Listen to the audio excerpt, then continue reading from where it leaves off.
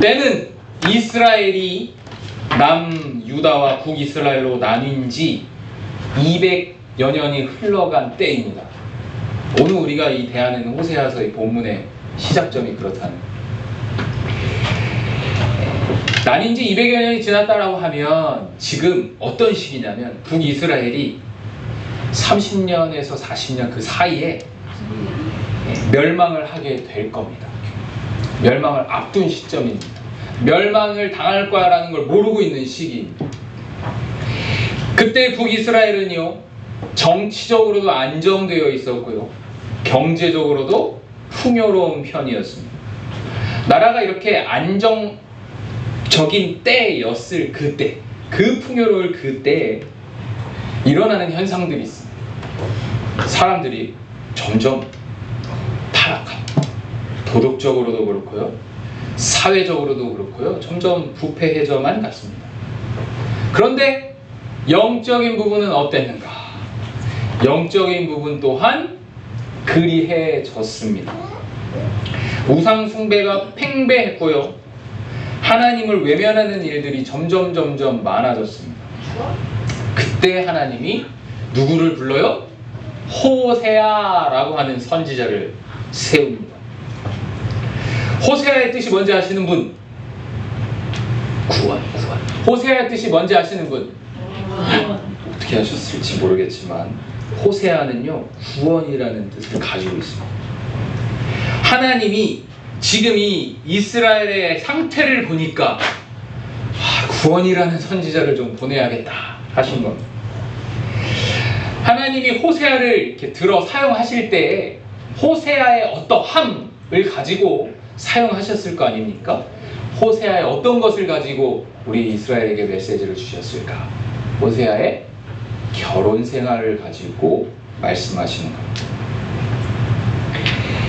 하나님과 이스라엘 백성 간의 그 사랑의 관계 안에서 하나님의 심정을 좀 느껴봐 하고 호세아의 결혼 생활을 통해서 말씀하시는 거예요. 호세아서 1장 2절 말씀입니다.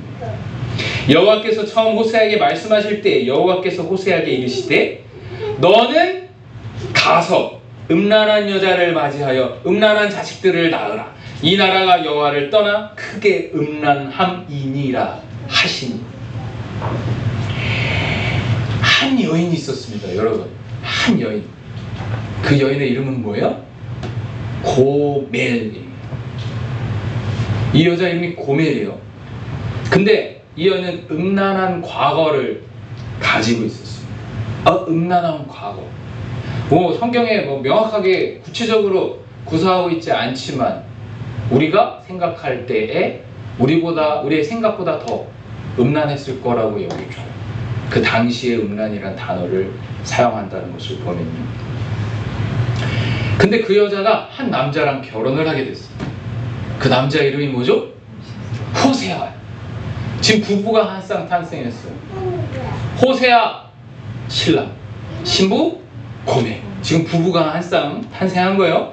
그런데요, 하나님이 그 음란한 여자랑 결혼하라고 했지, 그리고 음란한 자녀들을 낳아라. 엄마가 음란하면 그 음란이 유전됩니까? 그 자녀들이 음란해요? 태어나자마자? 그건 아닌데 왜 이 아무 죄 없는 자녀들까지 음란한 자녀라고 표현을 했을까? 음란한 자녀.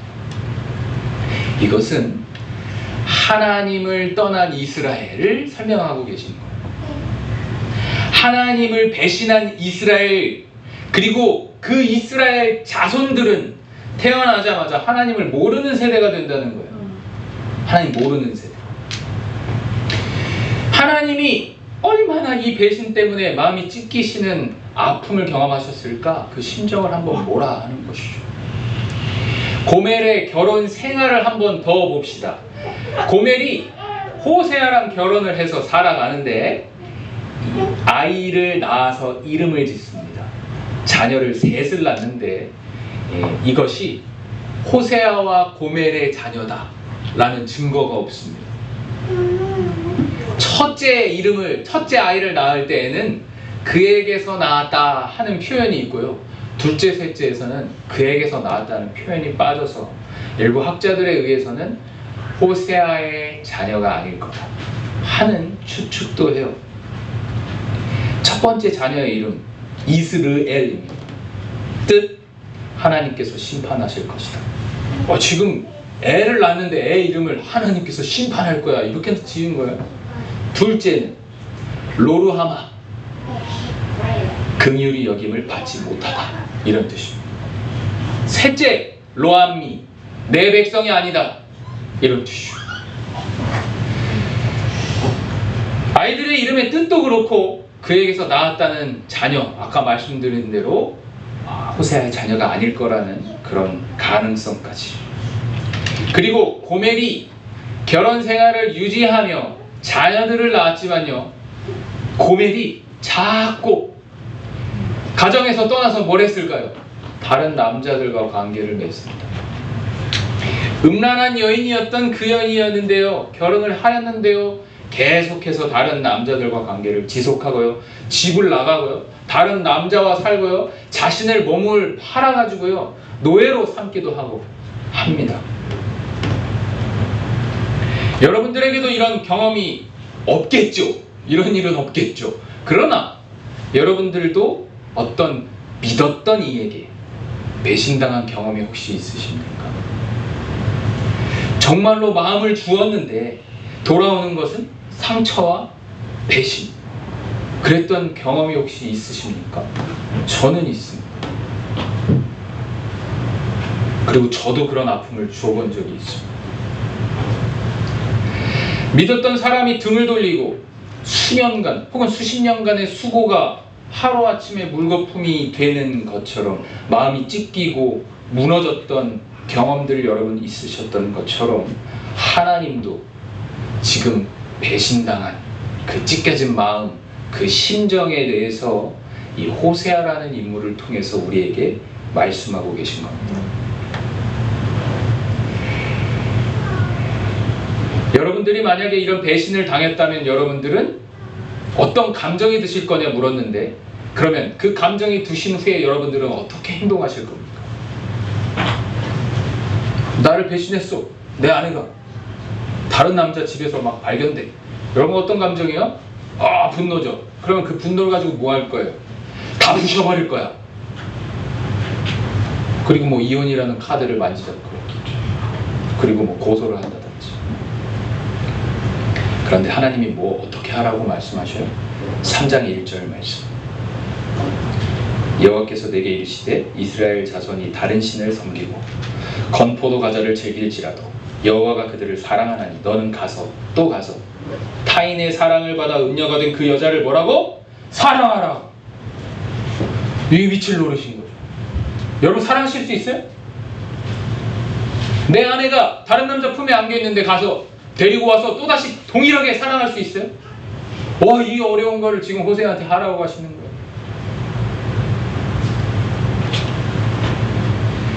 3장 2절 말씀. 조금 졸리신 분이 있어. 한두 명 있어. 3장 2절 말씀 같이 읽어볼까요? 3장 2절 말씀. 시작. 내가 은 15개와 보리 한 호멜 반으로 나를 위하여 그를 사고. 남편 호세아가요, 몸종으로 팔려간 그 음란한 그 아내를 자신의 은 15개와 보리 한 호멜 반을 가지고 가서요, 다시 사옵니다. 값을 치러서 다시 그 여인을 자신의 아내로 맞아들여요. 사람들이 뭐라고 수군거렸을까요? 아니 저런 여자를 또 받아줘? 와, 저 남편은 혹시 바보 아니야? 저 남편은 뭐 약점 잡혔나? 막 이러면서 수근 했을 거예요. 하나님이 말하죠. 너는 가서 그 여인을 사랑하라. 그게 고멜임과 동시에 이스라엘 백성입니다. 그리고 그 여인이 누굽니까? 고멜이가 이스라엘 백성이기도 하고요, 바로 저와 여러분이라는 사실이에요. 호세아에서의 핵심은 이겁니다.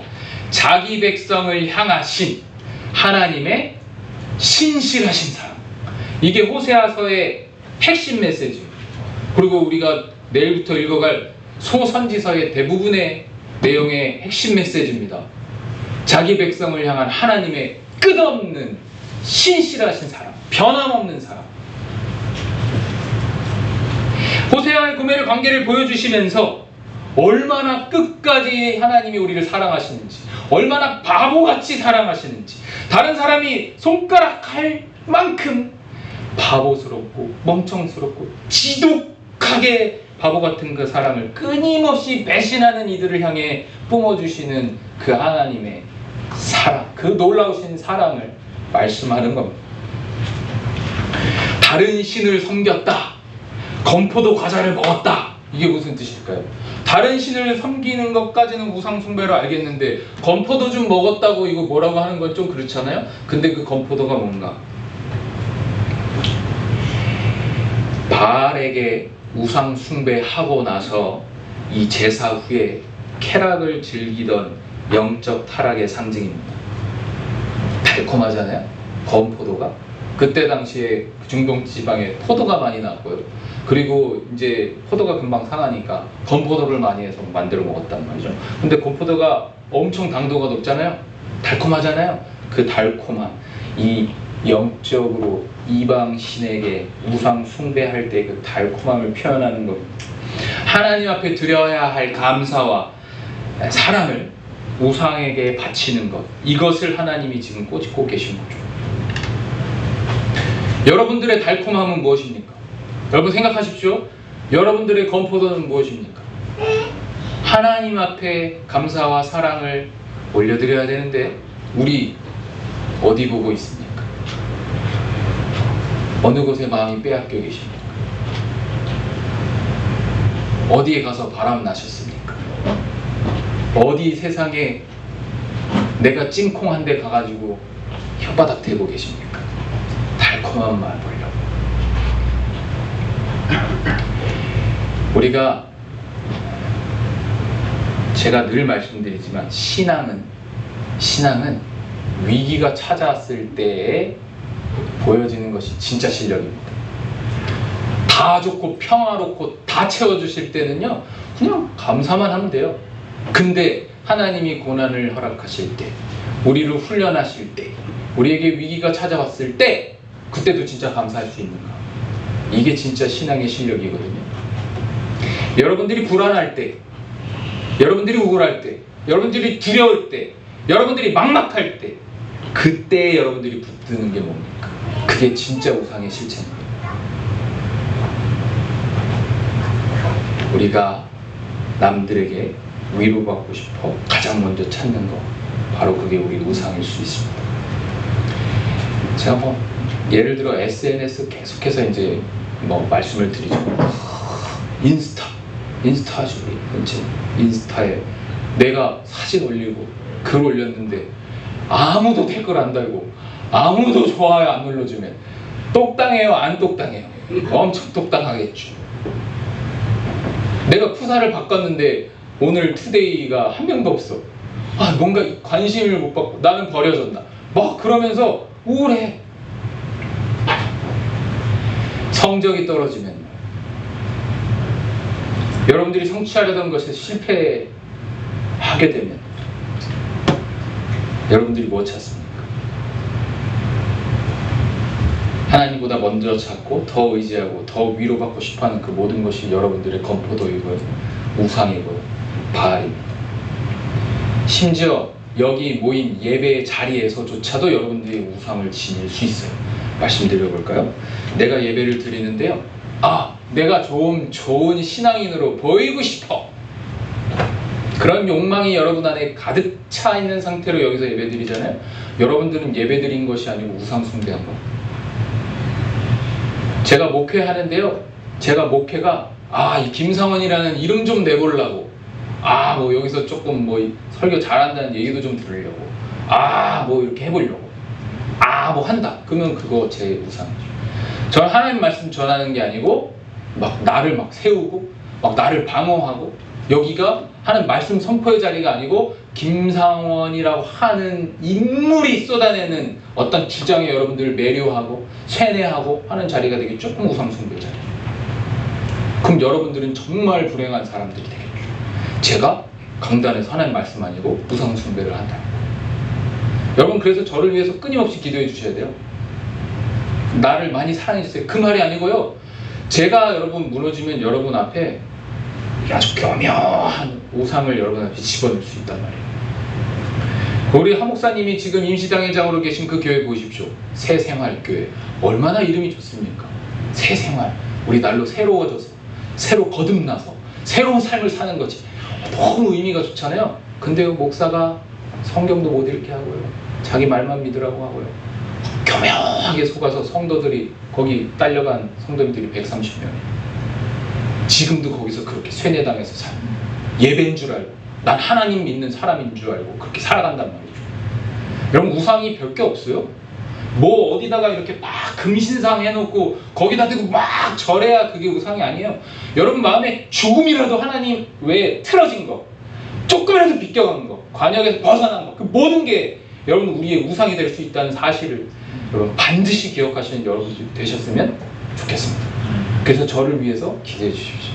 제가 늘 하나님의 말씀에 사로잡혀서 성령께서 주시는 말씀만 전할 수 있도록 기도해 주시길 부탁을 드립니다. 우상 숭배는 하나님과의 언약을 깨어버린 배신 행위입니다. 집 나가 다른 남자의 품 안에 있는 아내를, 스스로 성적으로 타락해서 노예가 돼버린 그 여인을 값을 주고 사오는 행위입니다.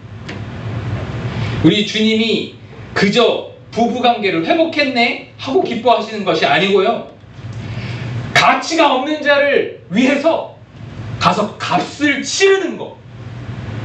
우리 주님이 그거 말씀해 주시려고 지금 여기까지 빌드업 하시는 거예요. 로마서 5장 8절 말씀. 우리가 아직 죄인 되었을 때 그리스도께서 우리를 위하여 죽으심으로 하나님께서 우리에 대한 자기의 사랑을 확증하셨습니다. 하나님이 우리에게 사랑을 표현하시기 위해서 어떤 값을 치르셨냐면요, 그리스도의 죽으심이라는 그 값을 치렀어요. 그렇게 사랑하신다는 거예요. 이게 오늘 호세아서에서 자기 백성을 향한 하나님의 신실한 사랑을 한마디로 요약해주는 구절입니다. 로마서 5장 8절 말씀. 고멜이 달라졌습니까? 고멜이 갑자기 회개하고 깨끗해졌습니까? 고멜이 사랑스러워져서 가치가 없었는데 가치가 올라와서 가치가 생겨서 그 가치랑 바꿔서 산 겁니까? 아니에요. 가치가 없는 여인이 되어버렸습니다. 근데 호세아라고 하는 인물이 내가 내 아내를, 이 망가져버린, 이 값이 없어진 이 아내를 내가 사랑하겠습니다 하는 그 결단을 통해서 고멜을 사온 겁니다. 여러분들이 사랑스러워서 우리 주님이 여러분들 예수 그리스도의 핏값 주고 사셨겠습니까? 아니요. 하나님이 여러분들을 사랑하겠다고 결단하셨기 때문에 여러분들을 값을 치르고 사오신 겁니다. 착각하시면 안 돼요. 내가 이 정도 깨끗하게 살았으니까 주님이 나를 받아줄만 하지. 내가 이 정도 지위에 올랐고 내가 어느 정도 헌신도 하니까 나를 사랑할 만 하시니까 하나님이 나를 사랑하셨겠지 하고 착각하시면 절대 안 됩니다. 우리가 처음에 고멜이 음란한 여자야? 저기 어디쯤 낮아있는 그런 인물이네, 나는 달라 하고 여러분들 마음 안에서 조금이나마 교만이 일어나셨죠? 근데요, 그 고멜과 여러분이 저가 전혀 다르지 않다는 사실을 여러분들이 스스로가 알고 계실 겁니다. 끝도 없이 다른 곳을 향해 시선 두고요, 하나님 사랑한다, 나는 주님의 자녀다, 크리스찬이다 말하지만 여러분들의 세상 밖에서의 삶이 어떻습니까? 여러분들의 온 삶을 두고 나는 진정한 크리스찬이야 라고 말할 수 있는 분 여기 한 분이라도 계십니까? 안 된다는 거예요. 고멜이 그래요, 고멜이. 근데 주님이요, 값이 없는 우리를 예수 그리스도의 핏값을 주고 사셨다는 거예요. 이게 여러분들에게 전해드릴 수 있는 제 유일한 선물입니다. 이게 복음입니다.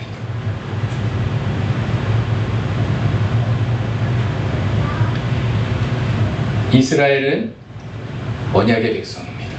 하나님과 언약을 맺었다는 거예요. 언약이 뭐죠? 계약이죠. 약속입니다. 하나님과 이스라엘 백성 사이에 언약을 맺었는데요. 그때 당시에 고대 근동에서 계약을 맺을 때, 약속을 맺을 때 어떤 방식을 취했느냐 하면요, 가축을 데려다가요, 가축을 이렇게 불로 쪼개버립니다. 그리고 불을 태워버려요. 그 사이를 약속한 두 사람이 흉 지나갑니다. 그리고 우리 이 약속 어기면 이렇게 쪼개지는 거야 하는 약속을 하는 거예요. 이게 언약입니다. 하나님과 이스라엘 백성이 언약을 맺었어요. 한두 번 맺은 게 아닙니다. 그런데 그 언약을 누군가 지금 파기했죠. 이스라엘 백성이 하나님을 떠났다는 거죠. 계약을 파기했으면 어떻게 되어야 돼요? 이스라엘 백성을 쪼개버려야 되는 게 맞습니다.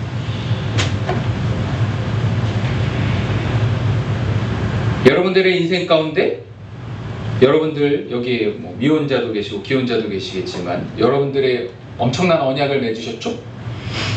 결혼이라고 하는 언약을 맺었습니다. 호세아와 고멜 사이에 맺은 결혼 언약. 결혼을 했는데 결혼 전에 총각 때, 처녀 때처럼 자유연애를 한다? 여러분 그거 말이 됩니까? 말이 안 되는 거예요. 말이 안 되죠. 그건 언약에 대한 배신입니다. 이스라엘과 하나님 사이의 언약을 이스라엘이 우상을 섬기면서 하나님을 떠나면서 파기했어요. 그 언약은 파기되고 이스라엘 백성은 쪼개짐을 당해야 했습니다. 호세아와 고멜의 결혼 사이에서도 고멜이 배신했죠. 고멜은 쪼개져야 마땅합니다.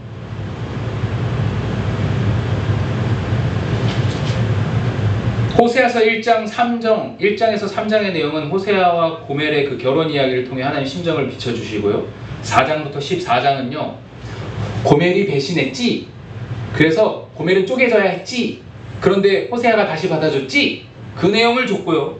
4장부터 14장은요, 남유다와 북이스라엘이 배신했지, 너희 배신하면 원래 어떤 결과인 줄 알아? 심판에 대해서 자자자작 설명하시고요.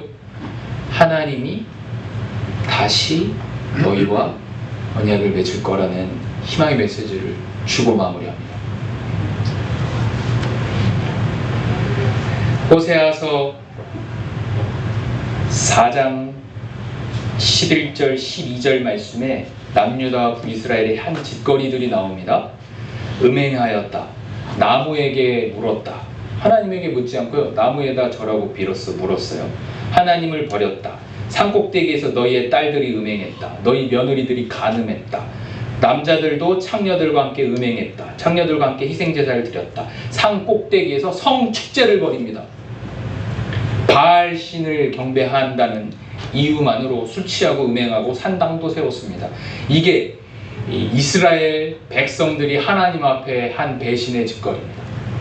고멜이 배신한 거 아까 조금 충격적이셨죠? 이스라엘도 똑같습니다. 그런데 14장에 하나님께서 이 배신당한 사람, 깨진 언약, 무너진 예배 이 끝에서 하나님께서 자신의 백성을 포기하지 않고 다시 초청하시는 장면이 나옵니다. 14장 1절 말씀. 14장 1절 말씀. 다 함께 읽으실 수 있으시죠? 14장 1절 말씀. 시작. 이스라엘 하나님의 하나님으로 돌아오라. 네가 불의함으로 말미암아 엎어지느니라. 돌아오래요. 쪼개버릴 거야, 부셔버릴 거야 아니고요, 너 이제 돌아와. 너 멀리 갔어. 너 지금 나를 멀리 떠나서 죄 앞에서, 불의함 앞에서 엎드려져 있잖아. 돌아와. 이스라엘은 지금 죄로 인해서 아주 바닥으로 아주 떨어진 상태예요. 가치가 없어진 상태예요. 그러나 하나님은요, 그들에게 뭐라고 자신을 지칭하는 줄 아십니까? 내 하나님 여호와가, 너의 하나님 여호와가. 호세아가 고멜을 찾아가서 여보, 당신 남편인 내가 왔어 하는 거예요. 다른 남자 품 안에 있는 여인이 당신을 사랑하는 남편인 내가 왔어 이렇게 고백하고. 배신당했지만 하나님은 그 관계를 끊지 않으셨어요. 우리가 손을 먼저 놓았을지는 몰라도 주님은 절대로 우리를 붙들고 계신다는 거. 그래서 오늘 말씀 제목이 돌아오기만 해라 아닙니까? 그냥 감정적으로 와 이게 아니고요. 어떻게 돌아오냐면 입술의 열매를 가지고 진실한 회개의 고백을 가지고 돌아와라. 하나님이 말씀하시는 거예요. 14장 2절 말씀. 2절 말씀도 함께 읽으실 수 있으시죠? 시작. 너는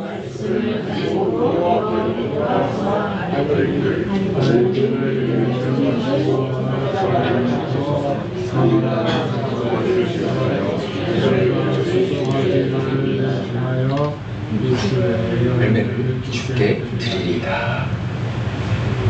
뭘 대신해서? 입술의 열매. 여러분 입술의 열매 뭐예요? 여러분 입술 너무 예뻐가지고 앵두 같네요. 그래서 입술의 열매예요? 아니에요. 수송아지는 제사의 형식을 말씀하시는 거고요. 입술의 열매는 회개를 말씀하시는 거예요. 돌아오는 길에 뭘로 돌아갈 수 있냐면 그 키를 주시는데요. 그 키는 입술의 열매예요. 마음의 고백이에요. 진실한 회개예요. 근데 그거 없이는 절대 못 돌아온다는 거예요. 쪼개질 수 있다는 거예요.